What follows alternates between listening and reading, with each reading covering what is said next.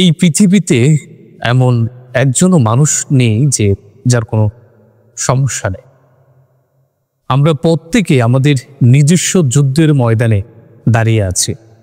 কেউ লড়ছে অর্থের জন্য, টাকা পয়সার জন্য, কেউ আবার সম্মানের জন্য, কেউ ভালোবাসার জন্য, আবার কেউ লড়ছে শুধু একটু শান্তির জন্য। জীবনে প্রতিটি অধ্যায়ে থাকবে দুশ্চিন্তা, থাকবে ব্যথা, কিন্তু জানেন তো এই লড়াইটা আমাকে আপনাকে গড়ে তুলছে। আজকের দুঃখ কালকের সাহস, আজকের ব্যথা আগামী দিনের বিজয়ের মূলধন।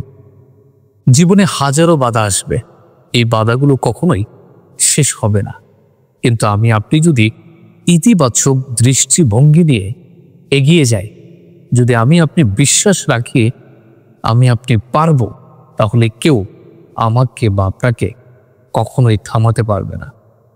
যারা অন্ধকারে থেকেও আলো খোঁজে, তারা কান্নার মধ্যেও হাসতে শেখে। যারা ভাঙা মন নিয়ে আবারও স্বপ্ন দেখে, তারাই আসল বিজয়ী। তাদের হাতে লেখা হয় সফলতার গল্প। তাই যখনই মনে হবে সব শেষ, তখনই বলবেন নিজের অন্তরে, না, আমি এখনো শেষ হইনি। আমার ভেতরে শক্তি আছে, সাহস আছে, আমি আবার শুরু করব। ভাই বোনেরা, যারা এই ভিডিওটা দেখছেন, জীবনের সফলতা কেবল তারাই পায় যারা সাহস নিয়ে লড়াই করে, যারা কাঁদে কিন্তু থামে না, যারা ক্লান্ত হয় কিন্তু পিছিয়ে যায় না।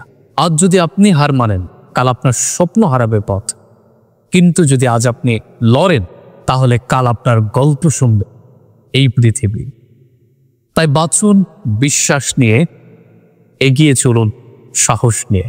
আপনার গল্প বা আমার গল্প এখনো শেষ হয়নি, সবচেয়ে সুন্দর অধ্যায়টা এখনো লেখা বাকি। হঠাৎ করে এই কথাগুলো ফেসবুকে দেখলাম, খুব অনুপ্রেরণামূলক, একটা মানুষকে ভিতর থেকে জাগিয়ে তোলার মতো।